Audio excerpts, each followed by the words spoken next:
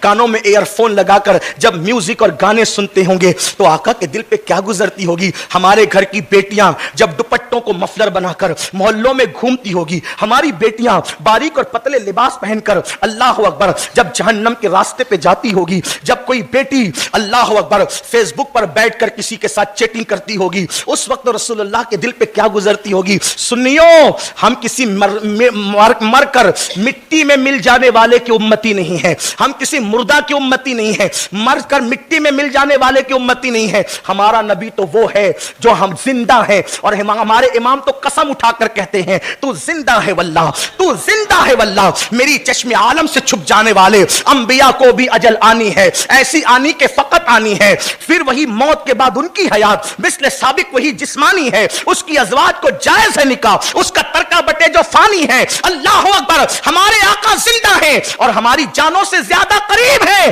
ہم جو کچھ کر رہے ہیں آقا کی نگاہوں میں ہے, سرکار دیکھ رہے ہیں. اب بتاؤ, باپ دیکھ رہا ہو تو سگریٹ نہیں پیتے, اور اگر ہم اللہ اکبر سی سی ٹی وی کیمرے کی زد میں ہو تو گٹکا کھا کر تھوکتے نہیں, پان کھا کر تھوکتے نہیں, کیونکہ سی سی ٹی وی کیمرے کی زد میں ہے. باپ دیکھ رہا تو سگریٹ نہیں پیئیں گے, پیر دیکھ رہا ہو تو کھڑے رہیں گے, بیٹھیں گے نہیں. آپ سے پوچھتا ہوں, آقا تو جان سے زیادہ قریب ہیں, حضور کا کتنا خیال کیا. اللہ پاک شہرک سے زیادہ قریب ہے, نحن اقرب الیہ من حبل الورید, اللہ تمہاری شہرک سے زیادہ قریب ہے. اللہ اکبر, جیسا کہ اس کی شان ہے. بتاؤ آقا کا کتنا خیال کیا, اللہ پاک کی غیرت کا کتنا خیال کیا. مگر یاد رکھنا, سب سے بچ کر گناہ کرنے والوں, اگر تنہائی میں گناہ کرو گے تو انجام پھر یاد رکھو. حضرت زید کہتے ہیں کہ میری عادت تھی کہ میں قبرستان جاتا تاکہ اپنی موت کو یاد کروں, موت کا تصور تازہ کرتا. فرماتے ہیں ایک مرتبہ میں قبرستان گیا, جب میں قبرستان پہنچا تو وہاں بیٹھے بیٹھے میری آنکھ لگ گئی. آنکھ لگی تو میں نے کیا دیکھا, اللہ اکبر,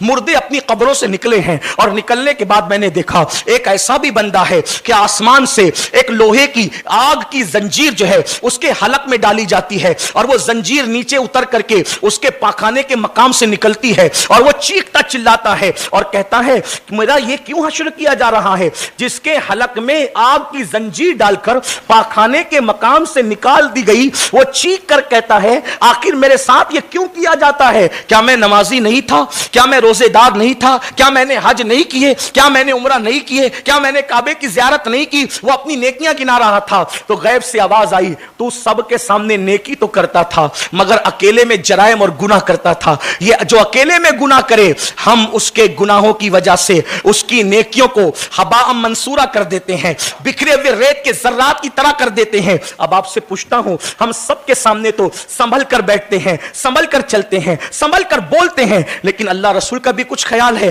نہیں, ہرگز نہیں. اگر ایسا نہیں ہے تو قیامت کے منظر کو یاد کرو. حضور کی بارگاہ میں جانا ہے اور آقا علیہ السلام فرماتے ہیں جس نے جان بوجھ کر نماز چھوڑی, قیامت کے دن اس کے ساتھ میرا کوئی وعدہ نہیں ہے.